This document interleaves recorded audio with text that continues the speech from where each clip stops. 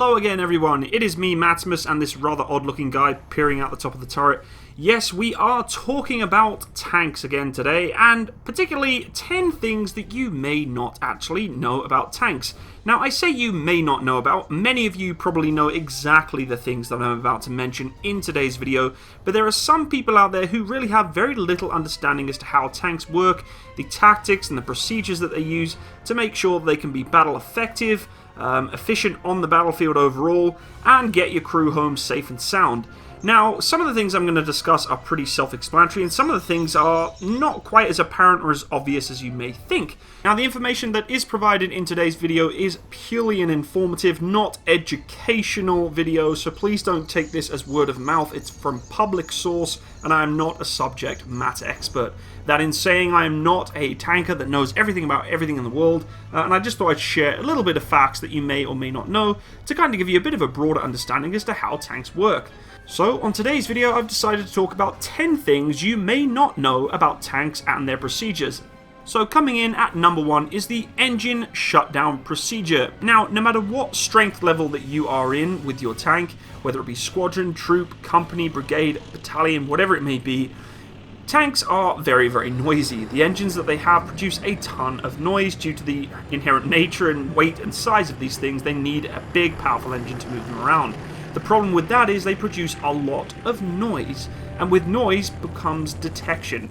If there are recce troops out there, wherever they may be looking for you in a tactical sense, you have a high risk of being detected or found out. Now normally tanks aren't really going to be able to obscure that noise in any way, shape or form because they inherently are the spearhead of the force, knocking the punch through the enemy forces, and there is no real requirement to be quiet. I guess the cat's been let out the bag at that point. The tanks are rolling forward, they're there to destroy and neutralize the enemy. However, when you're moving into different locations and you're not under contact, recce troops and other types of reconnaissance elements may still try to find you. Now, for instance, with the Challenger 2 and the beautiful CV12 engine that it has with the twin-turbo diesel engine, it produces a ton of noise, and you can almost hear that vehicle from about 1.5 to 2 kilometers away just on its own, let alone a squadron or troop level from a long distance. That is a huge amount of noise being produced, especially at night where it carries further. If you're working to travel to a new location, whether a new harbour area or forming up position, and you're not under contact or not going into a tactical attack, you want to be as careful as you can as to giving away how many tanks are within your unit. So what tends to happen is when you form up into a new position, you're going down for the night or just parking up for the day, the vehicles go into what's called an engine shutdown procedure. Now, if you're in a tactical environment, this is the procedure that you should use to stop the enemy from listening as to how many vehicles are in your unit.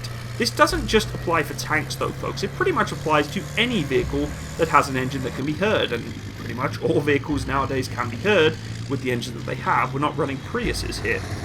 When the tanks roll into a new position, they tend to park up into a defensive location, all-round defense, whatever it may be, column staggered, and they'll shut down the engines at the exact same time. This prevents the enemy that are listening from distance knowing exactly how many vehicles are in that unit. For instance, if number 1 tank shut down, another one's still running, they can hear the tone of the engines changing as they shut down. And the enemy can actually count how many vehicles you have from a long distance away without even seeing you. They're just counting how many engine tone changes as you spool down. That is something you really don't want to do. So over the net, they will do a short count, which will basically tell them to shut the engines down on my command. Once everybody's shut down, they shut down as a oneer, and it's actually quite difficult to tell how many vehicles are within that unit. So there's a little factoid that you may have may not known. Number 2, convoy lights. A lot of people always ask me, Matsimus, what is that weird cross on the back of the Leopard 2? What's it there for? Is it a naming point? Is it a reference point? It is a reference point. It is known as a convoy light, and I myself, when I went into the British Army, had no idea what all these different sort of plaques were on the back of the vehicles. I couldn't figure it out, and eventually I realised it was designed for convoy use. At night time, folks, we ideally do not want to be putting lights and shining them all over the place. It gives you away your position almost instantaneously. So what we tend to do when travelling in a formation of vehicles is follow one behind the other very, very tightly in a night routine. When you do that, you have risk of crashing into the person in front of you. So, vehicles are given what's called a convoy light. The convoy light is a very small bulbable lamp that is shone onto a black and white square, circle, whatever it may be, that can then be seen by the vehicle driving behind you. That small surface area of black and white is extremely difficult to see from a long distance, however still quite easy if you are using quite high-tech optics and the like. However, in the, I guess, most primitive sense, it is a lot more difficult to see that tiny little lamp shining onto that black and white striped block than it is having a huge flashlight or glow stick or whatever else hiding all over the back of the thing, or your brake lights and your red tail travel lights. They're just not useful. So a convoy light is shone onto those squares, and on different vehicles in terms of variants, NATO has all sorts of different kinds. Germany has the cross, the UK has the black and white lines, and that's what they're there for. They're not a unit indicator, they're there for the convoy lights. Convoy lights, when they go out, is the most terrifying thing in the world. When you're traveling at 20-35 kilometers an hour, driving in a 52-ton vehicle or 35-ton vehicle, and you're about 15 to 20, maybe 30 meters away from the next vehicle and the light goes out, it's terrifying. It'll come hopefully straight back again once they get over the little berm or bridge that they're going through, but when it disappears, you are very, very nervous. You slow right down, you're like, oh my god, is the lamp gone out? Is he just stopped? Am I about to crash into the back of him? Very nerve-wracking stuff, and when you do get into a driving tactical sense, trust me when I say this, you are going to be very, very cautious as to what you're doing with your vehicle in the vehicle in front when that convoy light is on. Number 3, same track driving. This is pretty much taking on to the same kind of point with the convoy light. However, with tactical sense, we always want to make sure that no one can detect how many vehicles are within our unit. When you're traveling in a convoy or in any kind of formation, you want to try your best to minimize the amount of track coverage that you're placing onto the surface area you're driving over. What I mean by that is when the vehicle is traveling across, say, muddy terrain, desert, sand, whatever it may be, you don't want to be leaving too many tracks behind you. Again, enemy patrols can walk across or drive across these areas and count the number of vehicles in your unit. This is very bad for the overall battle group image/picture because the enemy will automatically know how many vehicles or forces they have to bring to the battlefield to counter your attack or your patrol that you're sending out. So we do what's called same track driving. It is quite a skill to master, and if you don't know how to do it, trust me, after a long time of training you'll get used to it. The idea is to follow the tracks as perfectly as you can with the vehicle in front.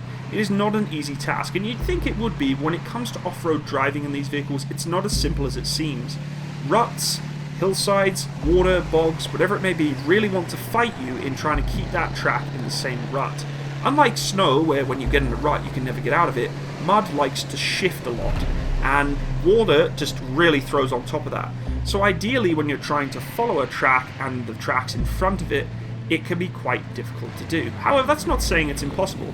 The idea is to really rely heavily on your commander and potentially your third man, if you have one, to tell you where your tracks are as you're belaying across on the vehicle in front.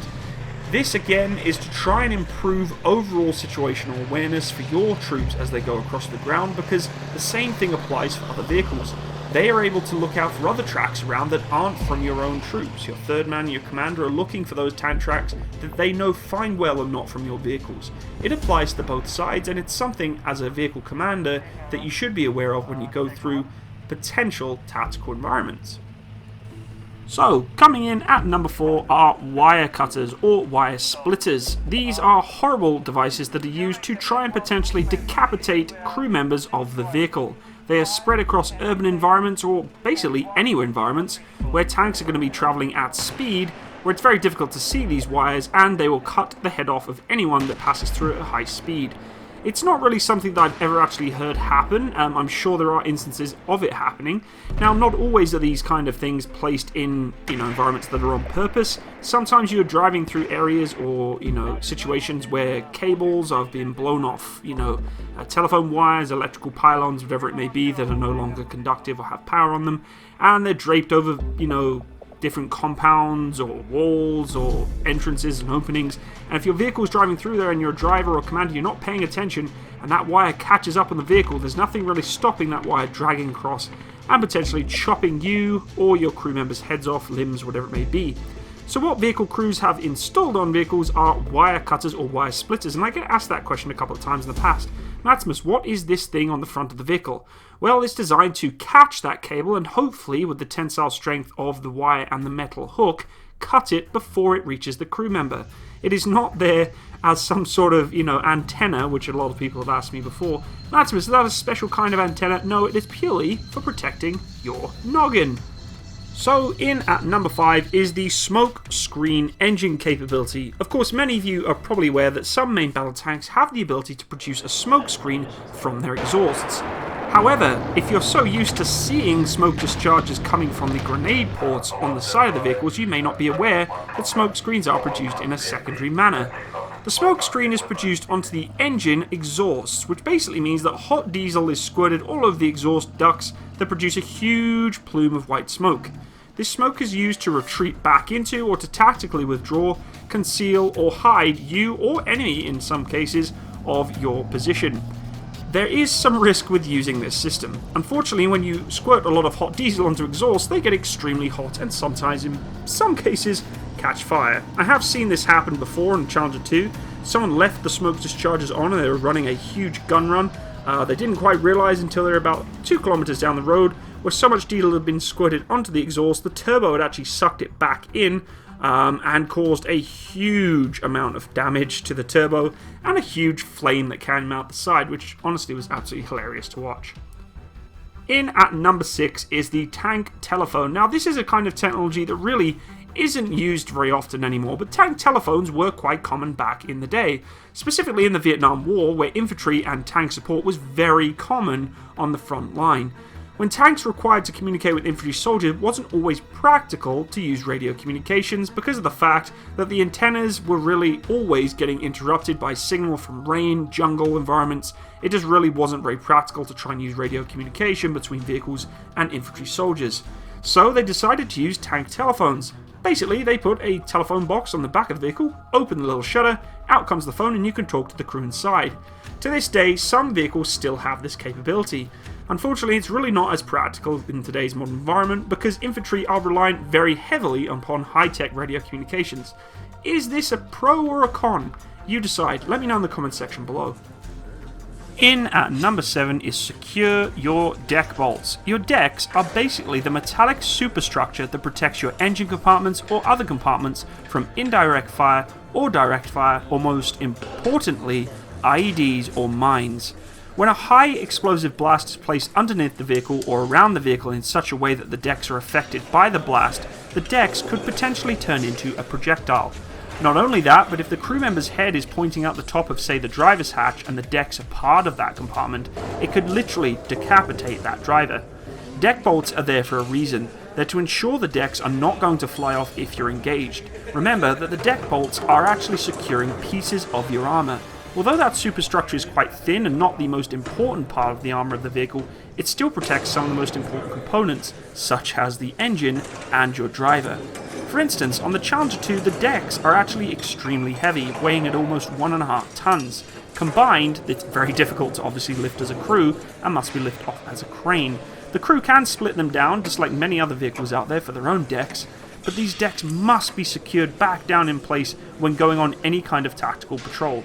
If you are an armoured crewman, please don't neglect those deck bolts. I have seen incidences where the decks have come off, say such as a CVRT, and caused some serious damage not only to the vehicle, but to those around it. At number 8, we are going to talk about the Challenger main battle tank side skirt and dust problem. Initially, there was a major concern for dust ingestion into the Challenger's main engine bay.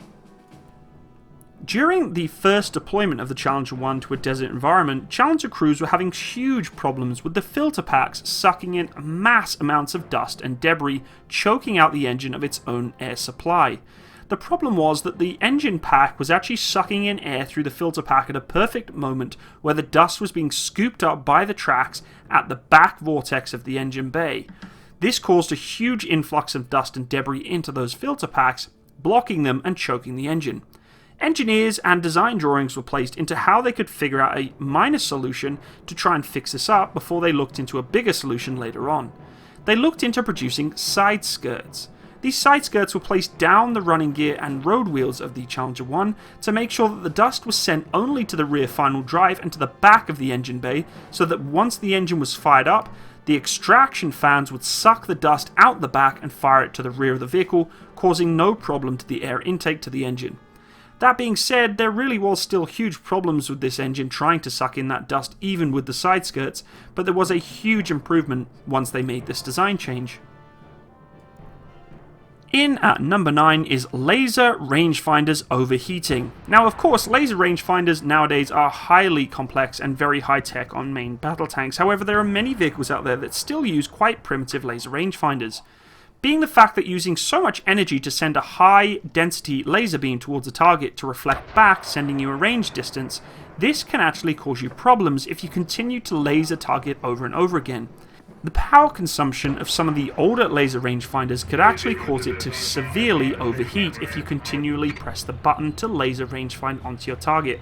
That's why in the olden type vehicles and older type laser rangefinders, crews were told to not overlaze. When you overlaze, the system couldn't cool it down enough and potentially overheat, short circuit and fail.